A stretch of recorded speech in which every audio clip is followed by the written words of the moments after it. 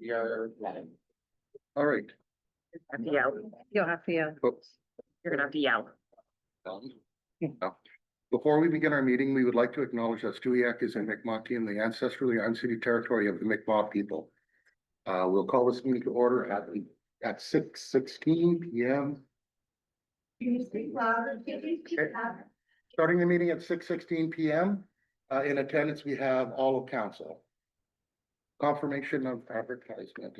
Acknowledgement. Okay, I'll now ask the CAO if this meeting has been advertised. Yes, I can confirm that the meeting was advertised prior to the 2-week deadline. It was advertised on Facebook, town website, and passed along to the developers directly by email as well. Great. I will now ask the CAO if there has been any correspondence received regarding application or amendment. Your Worship, since the advertisement of the meeting, there was one piece of correspondence written, submitted. It is within the package that was available to the public at the entrance of the meeting and online for the members of the public joining us online. And it is from the Killen family. It's in the package and has been circulated to council. Sorry, it's been circulated to council and to the developer or the planners at the end of the table as well for review.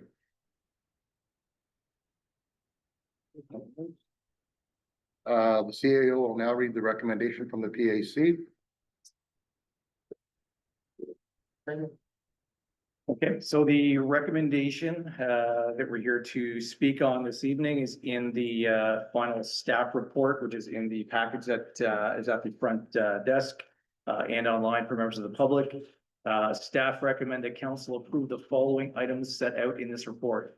A, amendments to the municipal planning strategy and land use bylaw that will regulate new development in Stewiacke to manage new demand on the town's water treatment capacity and restrict subdivisions in rural areas. B, a new standalone bylaw that implements development charges for new residential development that uses Stewiacke's public drinking water adjusted by the number of dwelling units and water laterals. And C, amendments to the town of Stewiacke fees policy 2014-37 to set the fee amount, which is referenced by the development charges bylaw.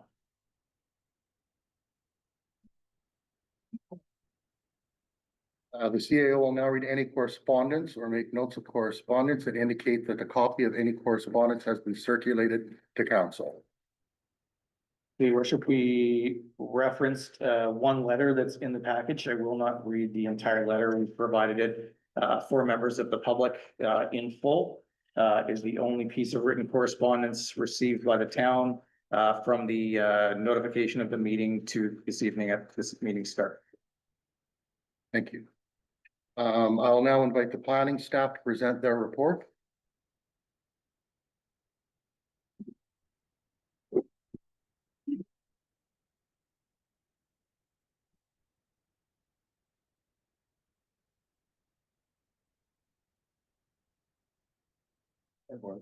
Right ahead. Yeah. All right. Good evening, everyone. I'm gonna try and stand in a place where everyone can hear me. And if you're having trouble hearing me, just let me know. Is this a good spot for everyone? Yeah. All right. Okay. So if you haven't met me, I haven't met a lot of you folks here before. My name is Jacob McPherson. I'm a planner. I do planning with the town of Stewiacke, and I also do planning with the town of Truro. And I've been working with the planning advisory committee on these regulations for water conservation. So the situation in Stewiacke is that there's an existing water treatment plant in Stewiacke. It's along the St. Andrews River, and it gathers water from the river, and that's what services you if you're connected to central service. So if you're on a well, you're not. But the situation with Stewiacke water treatment plant is that it's quite old.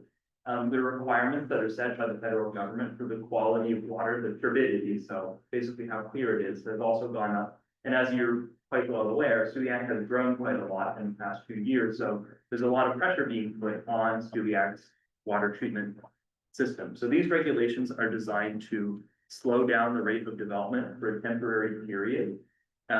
During this time, the town is working on producing a new water treatment plant that would draw its water from underground, in which case many of these regulations would be lifted in a future process that would be done just like this, so it would have public engagement and all of those steps along the way.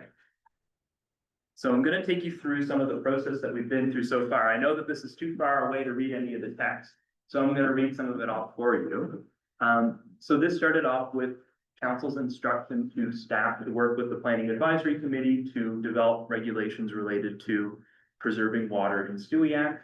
And staff presented to the planning advisory committee first on February 12th.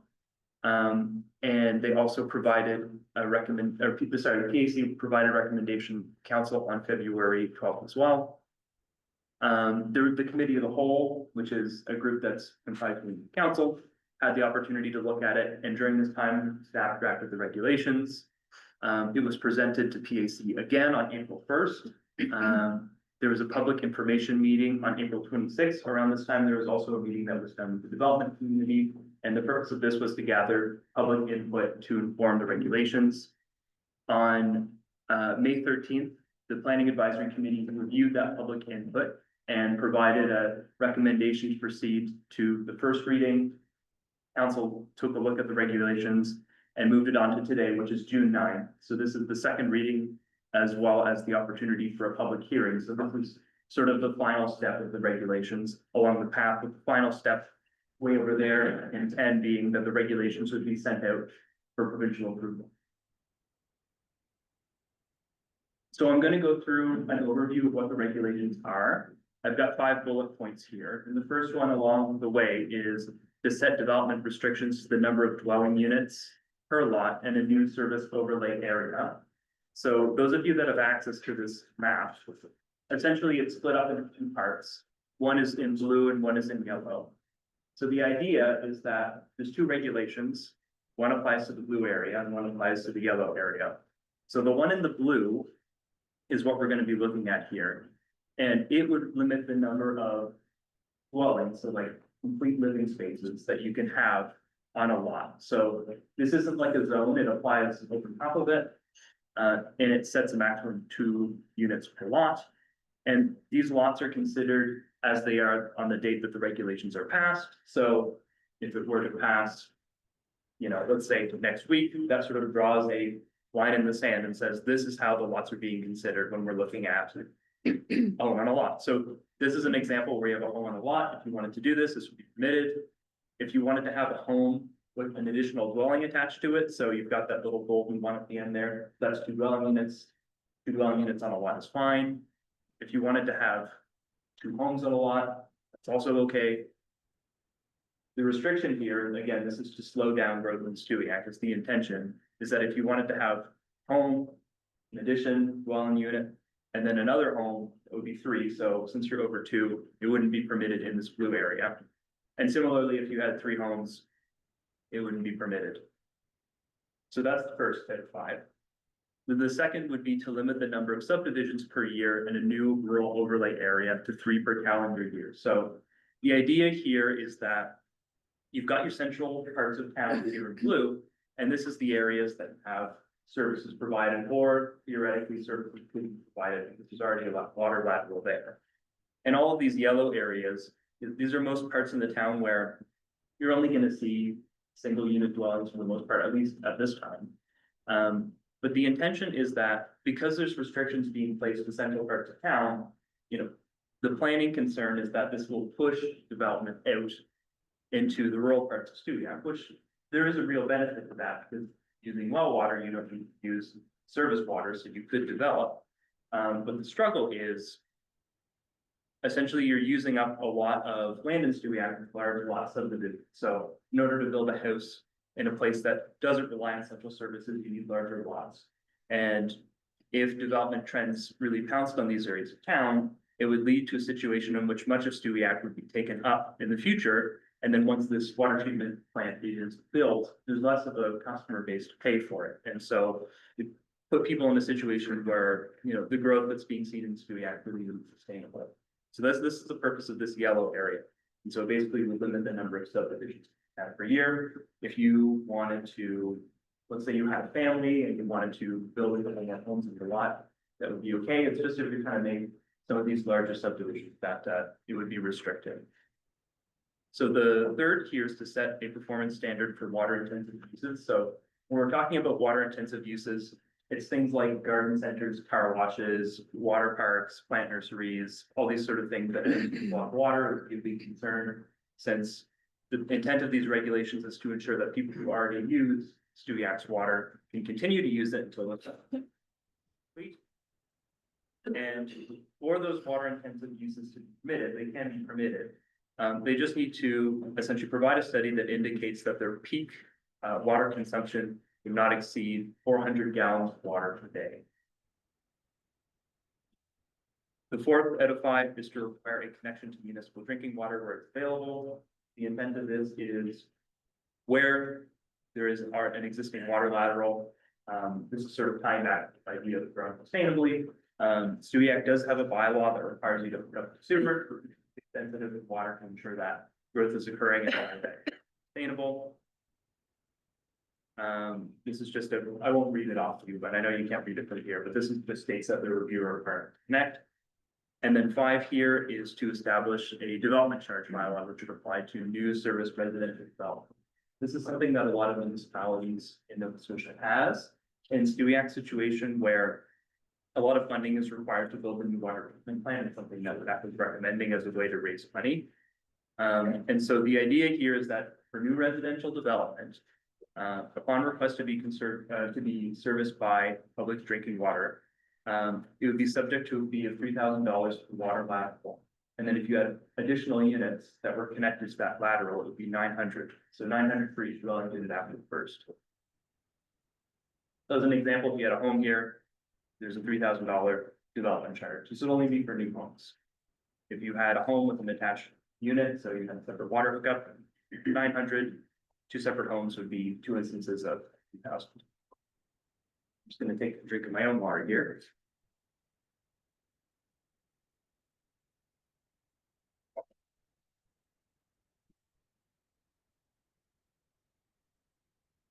So staff held 2 public engagement sessions. One was intended for the public, and that was held on April 26th. And then another one was in members of the development community, because these regulations predominantly do affect the development community.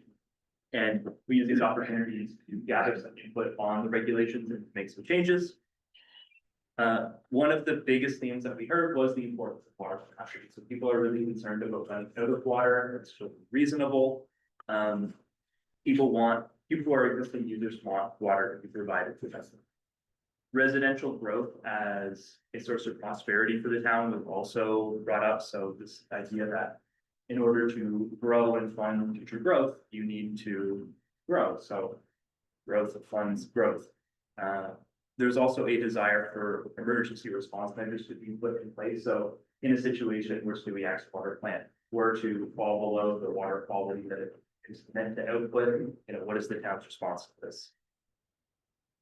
Another thing that we heard during the consultation with the lack of data, so Stewiacke water plant is quite old, and there have been some attempts to gain more data from it, but there's a lot of factors at play, such as changes in weather, season, all things that affect the quality of the river and the amount of water that's available, as well as the system itself being old enough that it's not necessarily sophisticated enough to give the data that people would like in order to make an informed decision about water treatment in Stewiacke. And there's also some questions around the loss of water due to leakages to the water system. Some suggested some alternatives to putting a slow on development. One of them was to pursue water conservation on existing water users, and while this is something that staff was certainly in favor of, it's always good to preserve water. Don't necessarily see it as a full alternative to constructing a plant, since the more people you have, there's only so much water served. Another one was to install a temporary water treatment plant or to renew the current plant, avoid slowing growth. So essentially to tie the community over until a new plant is built. This is certainly a possibility that could be considered, and the PAC has considered it. Staff sees some obstacles to drawing additional water from the St. Andrews River. So there is a federal requirement called the deep flood maintenance flow. Basically what that means is that you've got the St. Andrews River, and once it gets down to a certain lowness, it's to a certain height, it's requested that the municipality not draw water. And since the municipality does draw water during those times, they have to report to the federal government as to what's going on. And so to draw even more water from the St. Andrews River would be challenging, and getting funding for a repair of the plant would also be quite challenging. So the new water treatment plant, which is funded in part by the province and part by the federal government, and then in part by the municipality. In order to draw more water from the St. Andrews River, the municipality would essentially need to foot the entire bill, which would be a challenge because after that, you've got to construct your new water treatment plant. Another suggestion was to allow development to continue, but through on-site well usage, and I've sort of spoken to this before, the idea that Stewiacke really wants to leave room for growth. Because in the future, that growth can be fully serviced, and that can lead to more land available to the town for long-term sustainable growth. There was definitely lots of talk, especially during the meeting with developers, the impact on the development industry. So there are some projects which had already received significant investment. There are, parts of the Municipal Government Act that allow for something to be commonly known as grandfathered or to be considered legal non-conforming. Some of those applications for development that have been coming in, they wouldn't meet those requirements, but significant investment has already happened. The intent of these regulations really isn't to stop things that are already on the books, it's to stop things that would be built in the future during the time of this new water treatment plant being built. And so exemptions are included in the regulation for some developments that essentially extend the non-conforming uses a little bit. There are also concerns over the town's ability to service upcoming high-density residential developments, as well as some concerns over impact on future development plans. There were some comments gathered about how the development charges were too onerous, and the fee structure was changed in order to consider multi-units in a different way from single units, which I have gone over. And there was some discussions over who should pay for new growth, so existing users or new ones. So that really concludes my presentation. The next step would be, if this is passed, for the regulations to be sent out for provincial approval. So this is the recommendation, and that concludes my presentation for today. Thank you, folks.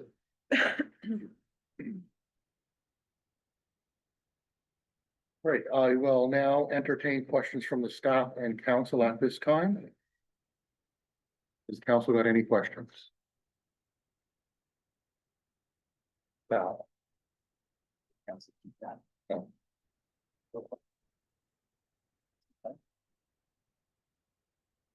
We'll now move on to questions from the public.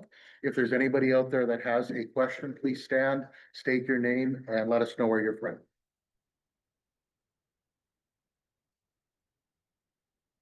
Hi, my name is Ian Gulliver.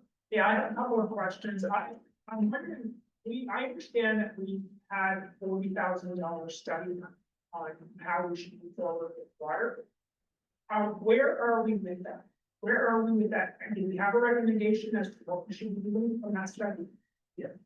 I can answer that question, Worship. So there was a study completed on the well that was drilled. The study was brought to council, I believe, in April. I checked the date on that, Ian. However, the capacity and the quality was confirmed to be there. The recommendation from council at that time was to apply to the Department of Environment to take the water from that well. The application is being developed now. So it's in the process. That's correct, yes. Do we have any idea from that study when we may be making a decision and actually move forward? So great question. So the council resolved to make the application to take the water. If the Department of Environment grants us that ability to take the water, we will be in a position to negotiate for the land and to start the design of the water treatment plant. So are we looking at possibly a year for that to happen, 6 months for that? To happen? 6 months to a year, yes.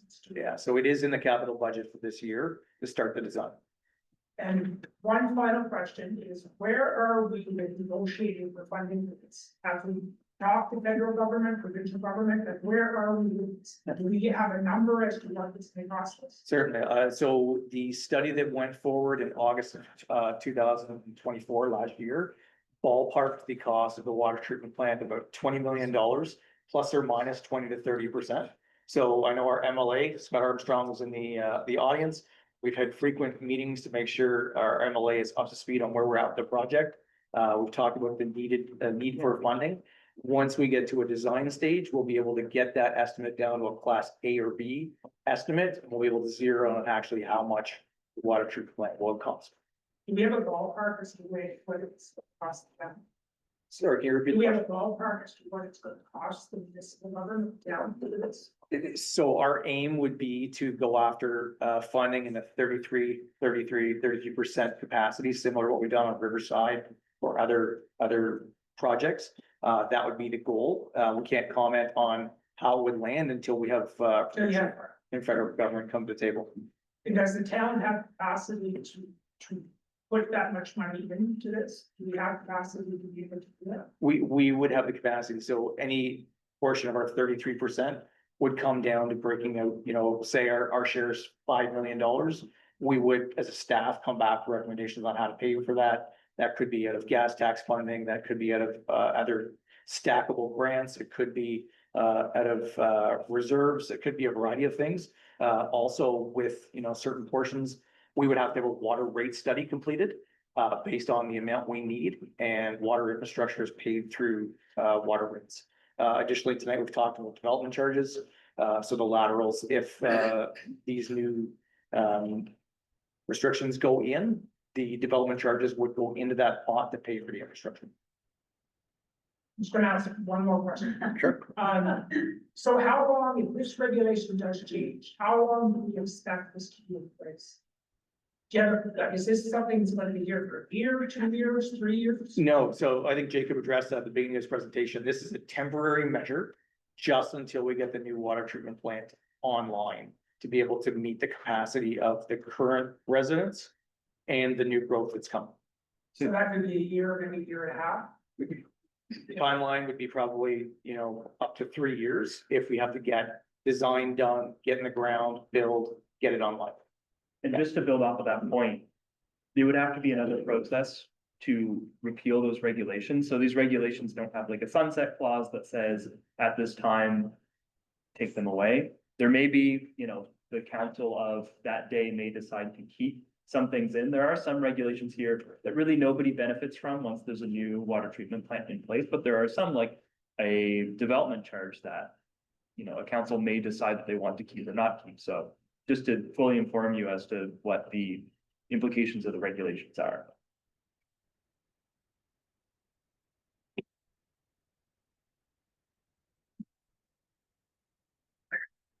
Over Cullen on the other end of the Main Street West. We have development, we started a couple of years ago, trying to find a developer. And my wife has looked up and found that when their lake started up here, there was no water then. And it was going to get looked into. Well, this is 2025. Now, here we are offering to do a development for you. And your $3,000 is ridiculous to charge for every lot. And we get this development down there and you're gonna put a restriction on us so that we can't do it? It does not make sense. I know what you're coming from. You need the water, you need the capacity, but I look back when my wife looked it up and it's 2007 until now, and it's still no different.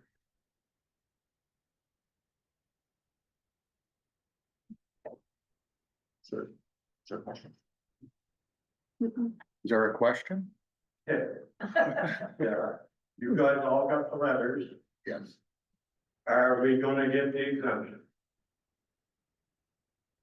Jacob, can you comment? on Yeah, that? for sure. So the exemption for the service water conservation overlay is if a development permit or tentative approval for subdivision has been approved by the development officer or if the development officer determines at their sole discretion that a complete application for a development permit has been received. So those are the requirements for the exemption. I couldn't hear. Oh, sorry. Slower, louder. Yeah, I can do that. So a development shall be exempt from the service water conservation overlay, so that's that blue area. If a development permit or tentative approval for subdivision been approved by the development officer, or the development officer determines their sole discretion that a complete application for a development permit has been received. So that is the intent of the exemptions and regulation. So you're saying if he's already applied for a permit, he'll get exemption if he hasn't more? Yeah. Basically, Or for subdivision. right, Well, right. he's not building one house. Like he's No, there could be 130 start, in the town, and then there's going to be more on the other end, there's probably close to 350 homes, which may warrant a school, may warrant a mall. They may even put in their own water treatment plant, and they'll sell water to you. If they're ahead yet. So the town may end up buying water from our development if we get permission to go ahead with it. I have a question, Okay. and this is gonna take us backwards a little bit, if you just decide. hang on. How do we come to the determination that? Can you just hang on for 1 second? Are you finished, Mr. Kellen? Yes. Thank you. Can you please state your name and where you're from? My name is Nancy, I'm not saying that. Thank you. How did we come to the determination that we have a water shortage? Like, do we have a study? Do we have, like, what engineer, who came up with that? Or is it just somebody behind the desk at the town hall? I can feel that. So there's been a couple of studies completed. So in 2023, the water treatment plant was deemed critical by CBCL Engineering. What we've seen over the last couple of years, and I only joined the town a year ago, is that the water levels in the river are making the water treatment increasingly tougher. So we are able to treat less water than we were years ago. The turbidity in the water, it's like chocolate milk. So it takes, 2-3 times longer to treat it. What we've seen over the last year is the levels in the water tanks have been, substantially decreased in the summer months. So it's very challenging for us to determine how much we can actually treat with the water treatment plant that we have, based on the water levels going up and down, the quality of the water coming in and out of the river. It's challenging on a daily basis to get a number. So we don't have the data to say why we don't have enough, but we're just doing this as precautionary. We can tell you what we've seen in the levels of the tanks that, we're in summer months, we're dangerously low.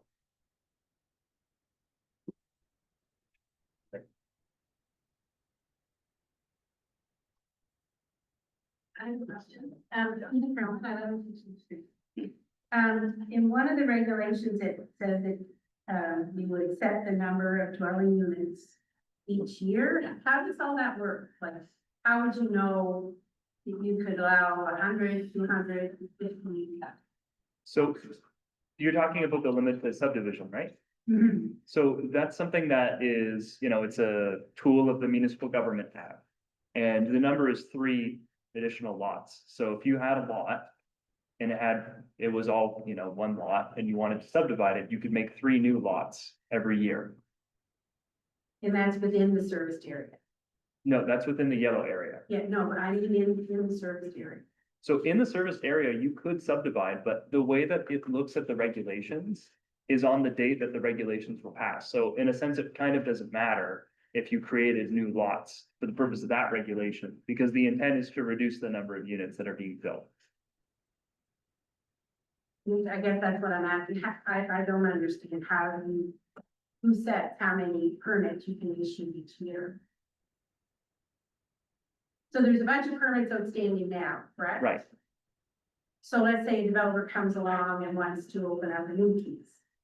How do you control that? How many units do you allow? Well, that would be part of the planning approvals process. So that's something that Jason and I would look at. And we would look at these regulations and compare them against the information that we have about the property and the application to develop. So my name is Jason Fox, I'm with Jacob. So what we would be doing, we keep track of all the permits that are being issued and we keep track of all subdivision approvals. So I'm currently the one signing off on all subdivision approvals and all permits. So all the development permits. The building officials sign off on the building permit, but we keep records of all of that, so does the town. And so we know exactly how many units are approved every year on a given site. So I guess it goes back to the numbers of how many, how much more we need here. And that's the part we don't know. Okay, the development fee, at what point does that start? Is that on permits that have been issued now, or new permits after, assuming this gets approved? So it would be as a part of your application. So when you're applying for a development permit and a building permit, that's the stage that it would apply at. And what comfort level do we have? Mr. Armstrong might be able to shed some light on the government funding that he's so desperate. So I can't comment on the provincial or federal funding at this time, other than we've made sure to inform them of our process, our studies, our timelines. And Mr. Armstrong has been more than welcoming of our staff into his office to make sure that we're giving him the up-to-date correct information. And I know he's talking to his colleagues. If there's anything he can add, I'm sure he will be happy to speak. So just in general, we want to see, we want to grow our community, because that's the way we're going to fund the services. So this is the philosophy of government for us. So we're 110% on this. I've had discussions with Public Works. I'm expecting something coming from Stuya. This is not the only community. So we want development as a priority for government. So you can be sure that when we receive the application, we're going to get that right in the top of the pile of consideration immediately. And just look around the communities. You've seen the amount of construction going on. There's still Elmsdale and Enfield. It's moving this way. In order to have that growth, you need to have the infrastructure in place. So I can promise you, I can't promise you to sign off and give you whatever. But the work has to be done. But I'm pretty confident the work I've already done with the town, since being elected, but that application will be good order. And the province is no solution to stay behind you. We had the premier here last week. He's been informed of it too, so I know that they'll look at really quickly. I can't talk about how quick the federal government will approve their clear. But my background is a federal entity, I can tell you that this current government that was just elected, I believe, is the same philosophy. They want to see growth, they want to see housing, because we have a homeless issue in our country right now. We need these houses, we need development. I can tell you, as your MLA for this constituency, I'm 110% behind development. I'm a supporter of developers, support municipalities when they apply for our support. Thank you. You're welcome. Did you have a question, B? Yeah, Jennifer. You're around. What currently is the lateral fee to hook up to the government? You're increasing it to 3,000. What currently is the cost? Is it that much? I can look that up in our fees by law, Viate, and I can email that to you in the morning. Thank you. The other thing I was wondering, does the town plan to, or have they done a little bit of an analysis on that if we're going down the path of doing the conservation of water consumption, which is great, I think that's what we're trying to do, but that should also decrease the potential revenue on water bills. So have you looked at how much loss in revenue you have as a result of that? And how that could possibly affect end user costs on our end? Either our water bill rates have to go up to cover the differential or taxes. Any comment on that? Sorry, could I ask you, I'm not sure I quite understand the question. Maybe you could just rephrase that for me. Well, if we're gonna put a squeeze on how much water we use, and perhaps maybe even encourage decrease consumption, right? Just that. Well, that's gonna translate into the dollars not taken in by the town. That's what I was wondering, have you done an analysis just to get a feel for how much potentially a shortfall that you could be facing?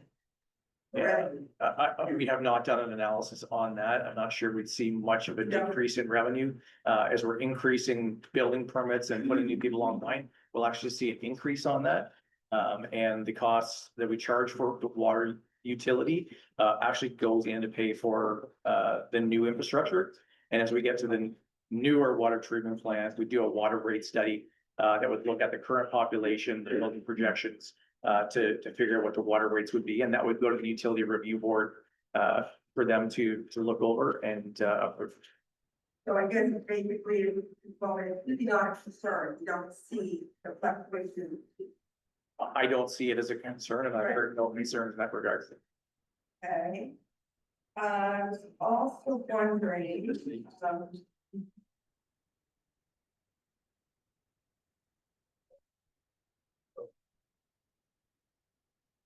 currently, are there some exceptions already in place? And then how many more are being considered? So I just wanted to answer, so your first question was about the existing fee as a part of the fees bylaw for water.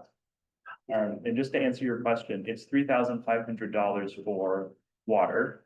And so the additional 3,000 and whatever else, if it's a multi-unit, applies on top of that. Oh, I see, from 3,500 to 6,500. The 3,500 is to pay for the cost of the work itself. The $3,000 would be charged, would be going towards the system. So there's one charge for the physical connection doing the work.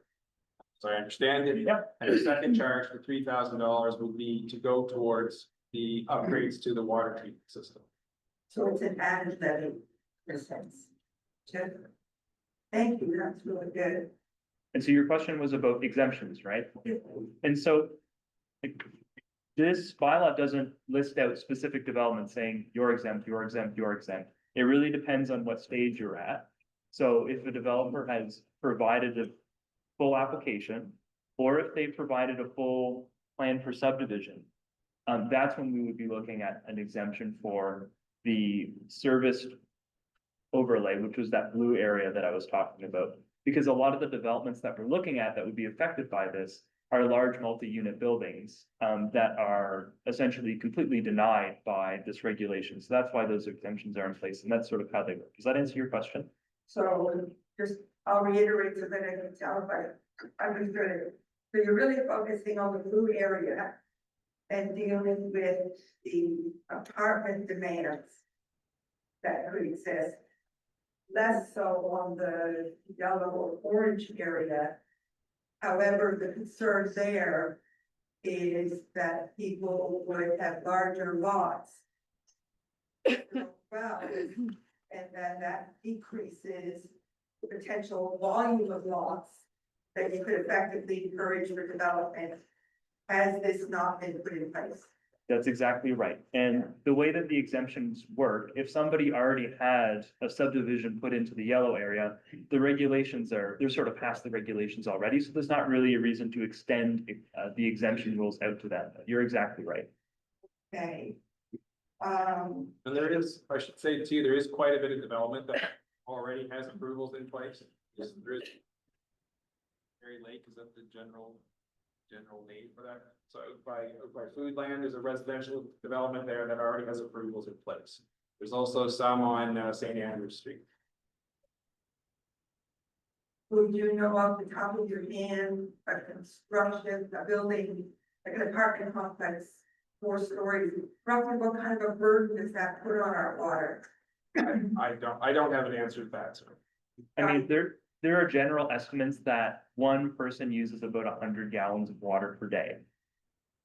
Yeah, I did the research on the 400 gallons, so that would more than cover anybody's.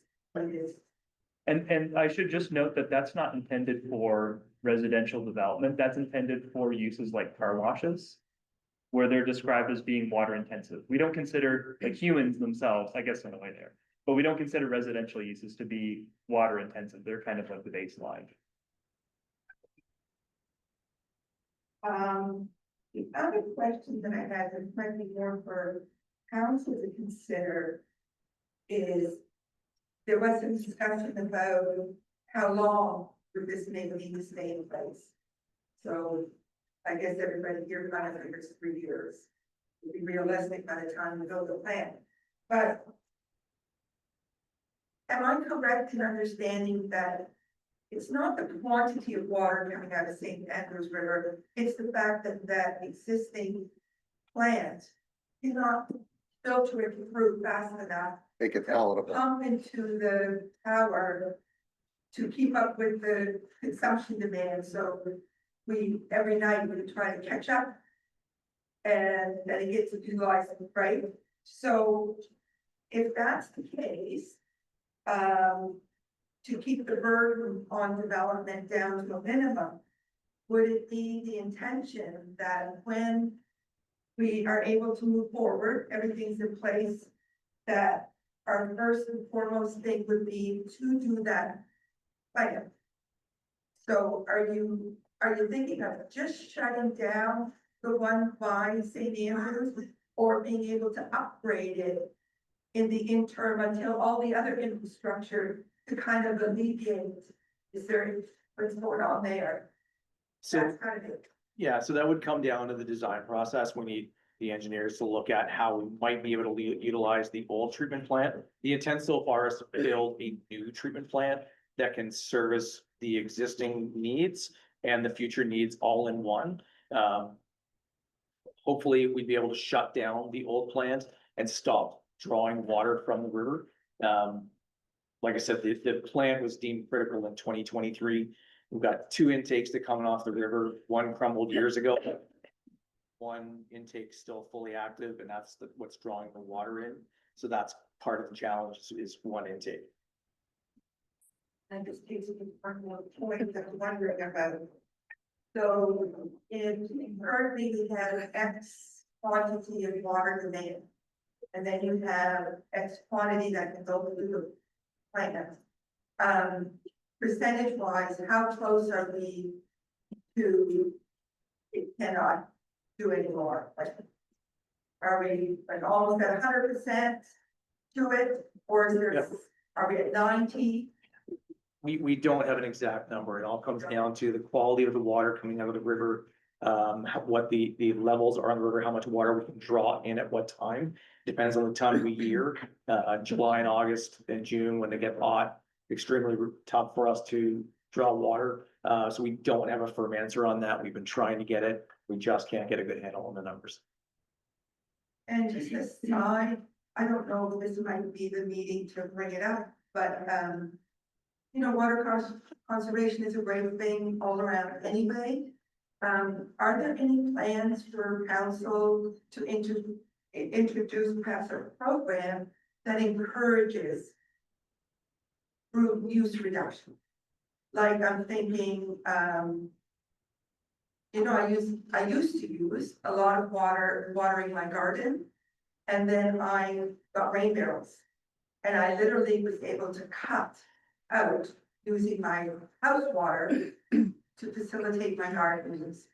Well, in Truro, they have a rain barrel program. And could that be something where we could make a contribution towards trying to encourage people to really bring down their consumption? I'm thinking shower head changes, you know, sometimes people can't afford to make those changes. I don't think there's a provincial program for shower heads. I know there's one for light bulbs, but mainly shower heads. Just was wondering. Okay, great. So that will be something we will look at, public education and programming, yes. I'm Shannon McPhee. I live on Edgewood Drive. I just want to make sure I understand when you were talking about the regulations and you said that there was, I believe you said there was no end date. So if this gets approved and you talked about future councils making, so do I have that right? That it's supposed to be a temporary thing, but there's no regulations don't allow within like a caveat that says until the new water treatment program is up and running? Or is there something that prevents having that in the bylaws that you're proposing? So these regulations, thank you for the question. These regulations are modifications to Stewiac's community plan. So that's the land use bylaw and the municipal planning strategy, and there are requirements to changing those, and that's what we would need to go through. Now, where there's a lot of public interest in having Stewiac be a successful growing community, once this new water treatment plant is installed, there's obviously going to be a lot of reasons to lift these regulations. So that's sort of the idea, but you're absolutely right that there's no part or necessarily a really good ability to have a sunset clause right inside of the regulations. So it's the flavor of the day in 3 years, whether it's the council and community that will determine whether those get reversed. Yes. I guess that's my main concern.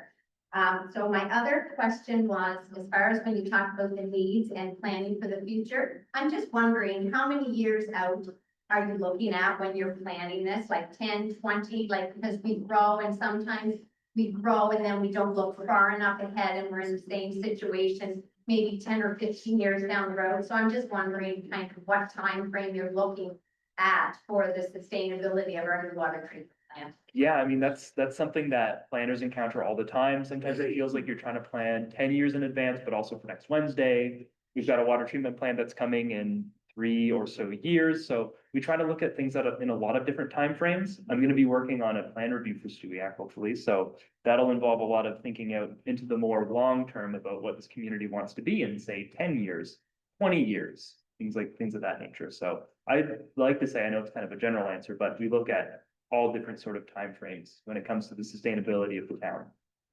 Okay, some of that will, I'm assuming that as far as you go, determines and will impact some decisions that are made depending on how far the planning goes for a number of years.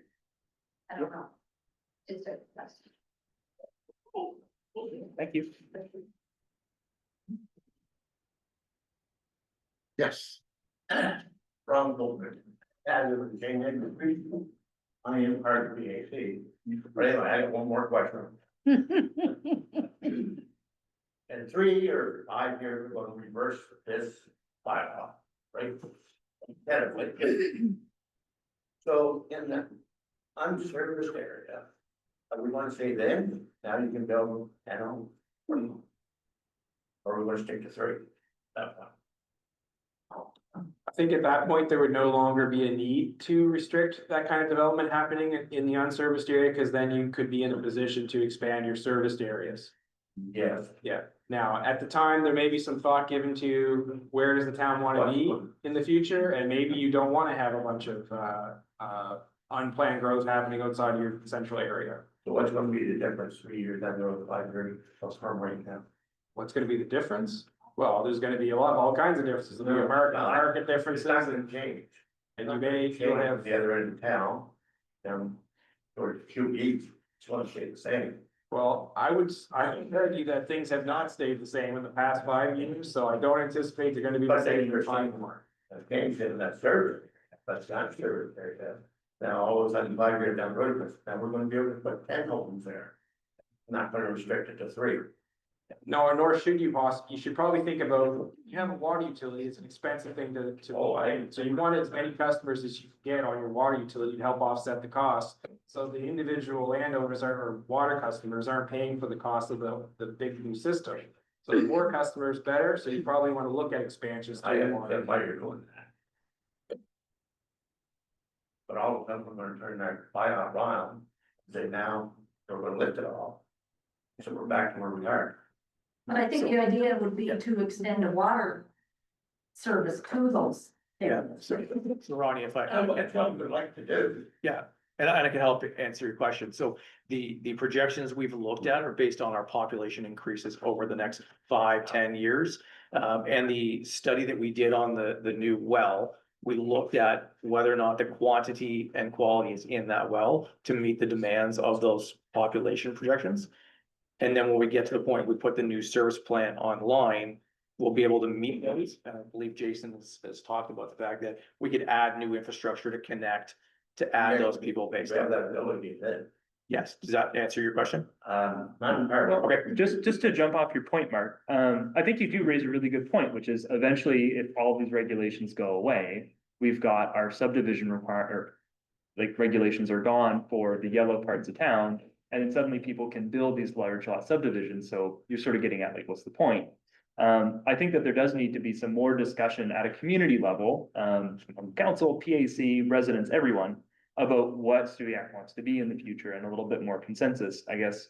You know, I've only been in this role for a short amount of time, but there doesn't seem to be a full consensus on what parts of town should be serviced, what parts shouldn't, what size of community Stewiacke would like to be. And so I think that to have a fulsome conversation about those questions and to encapsulate it into a full community plan is something that would hopefully happen in the meantime while this new plan is being developed.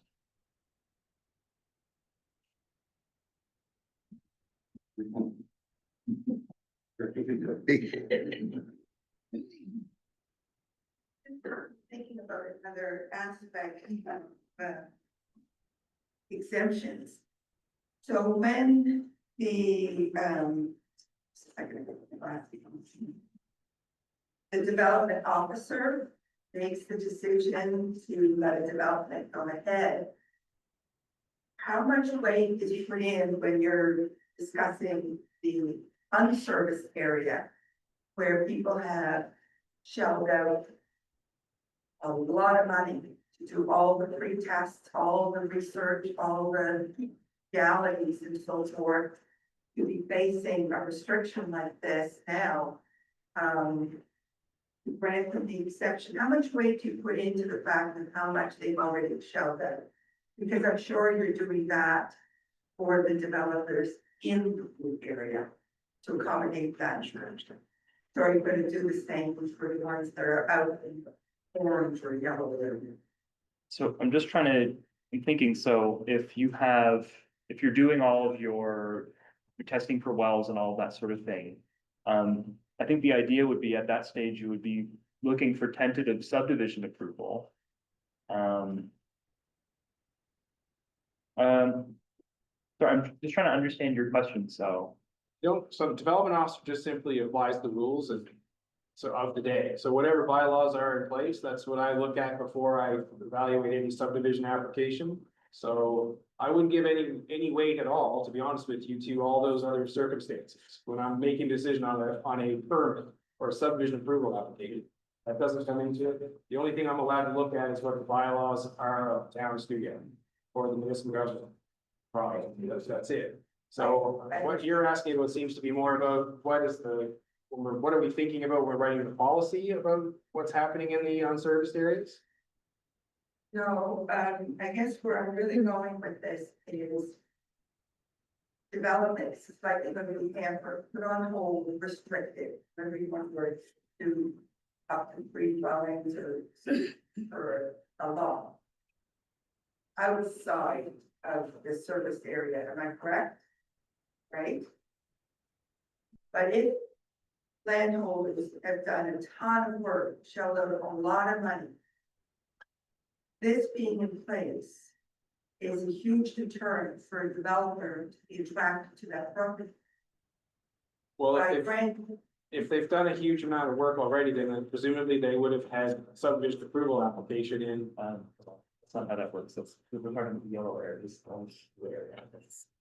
But yeah, point taken.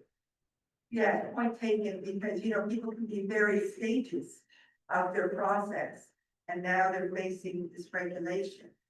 And I'm just wondering, is the development officer that is going to be the person that grants an exception? Who grants the exceptions? So Who does that? No one, the exemption is just simply based on the facts. If they have an application currently in and they've already obtained preliminary approval or they have a development permit in hand, they are exempt. There's no real decision or there's no one, I'm not sitting back exercising any kind of discretion. I'm not, you know, that's not how it works. If they have it in today if they have subdivision approval, I'm sure when the cutoff date was exactly.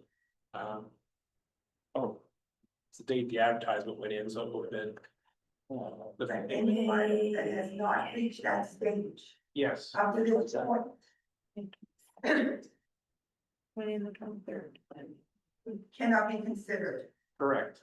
Right, so there's still some opportunity to grow, it would just be much slower. Yeah, very much so. Yeah. Okay, yeah. May 23rd.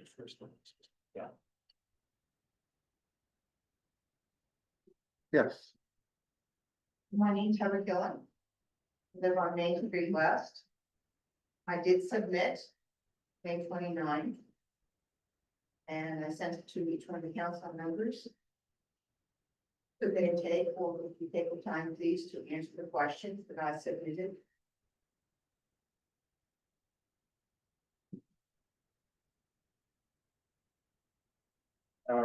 Yeah, no, thanks for your question.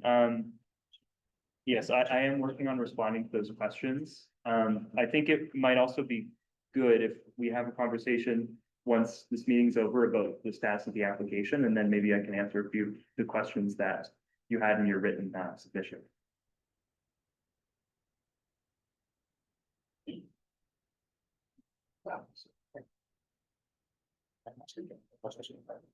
all right, I will ask a second time if there's any questions from the gallery.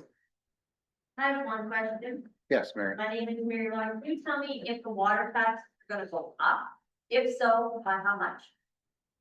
So I can't answer the how much. What I can answer is that once we have a calculation of how much the water treatment plant will cost, what our share is, we will have to do a water utility rate study.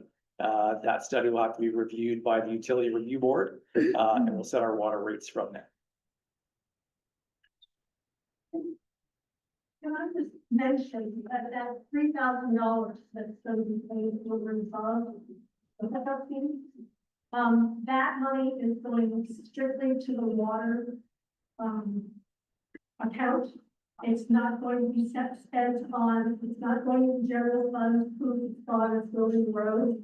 It's going into the water account. And I think that's very important to understand, because over a period of years, that means that that account is going to grow substantially as they do more building.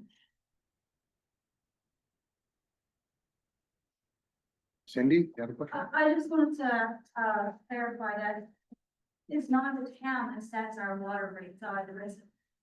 It's the utility review board that sets those based on what we say it's gonna cost. That's correct. The town facilitate the study based on the costs and the needs. We would submit that to the review board and they would review everything. All right, I'll ask a third and final time if there's any questions from the gallery. I don't have a question, but I do have a request. Council, if this is possible, that we dedicate a place on the Studiac webpage where there is an update as to what's going on with the water situation. There's a lot of rumors that go on in the town. There's a lot of concern by the citizens of the town as to what the situation is happening. So I think if there's any updates, any stalling, if there's anything that holds us back, the town people should know. So there should be a dedicated site in the Studiac page just to talk about the water situation.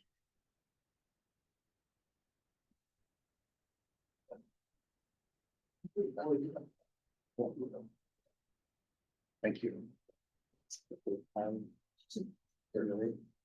Right, if there's no more questions, we'll close this public hearing. 7:14. We'll take up a 5-minute break. Yeah. Thank you. I will put the public meeting.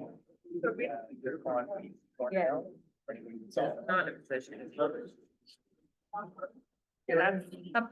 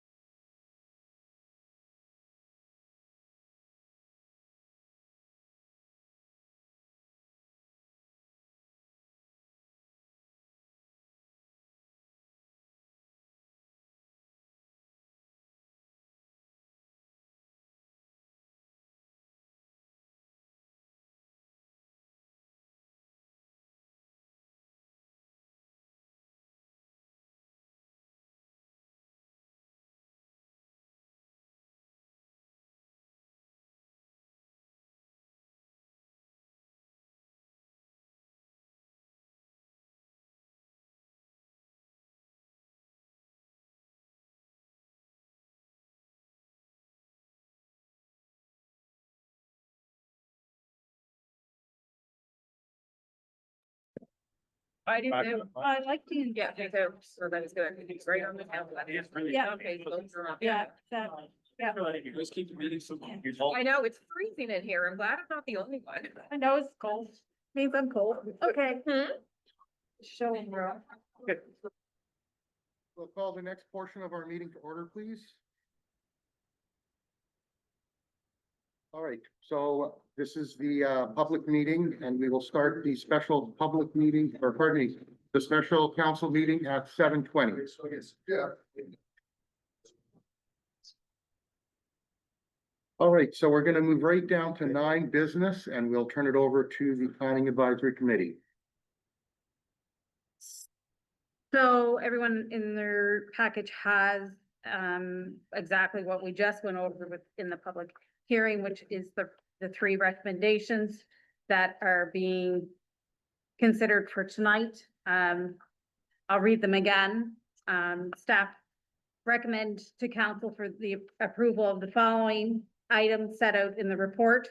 A, amendments to the municipal planning strategy and land use bylaw that will regulate new development in Stewiacke to manage new demand on the town's water treatment capacity and restrict subdivisions in rural areas. B, a new standalone bylaw that implements development charges for new residential development that uses Stewiacke's public water, drinking water, adjusted by the number of dwelling units and water laterals.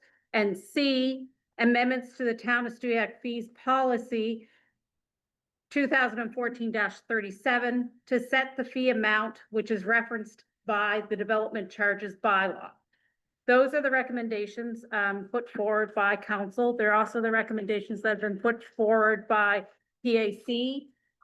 As we heard earlier, the Planning Advisory Committee has met numerous times. Right now, I would like to thank the committee. They have worked very, very hard since our first meeting in November to move this forward. It's unfortunate that this wasn't looked at in previous years, but we can't go back. We can only go forward. And so I hope that all of council will approve these recommendations tonight. So I will make that motion that we accept those recommendations as read. Second. Okay, Councilor LeBlanc seconds. All in favor? Aye. Opposed? Carried. All right, that was it for this portion of our special meeting. We are now adjourned. I will sign off at 7:22. Well done. Did you vote? Katie Borean, Grass.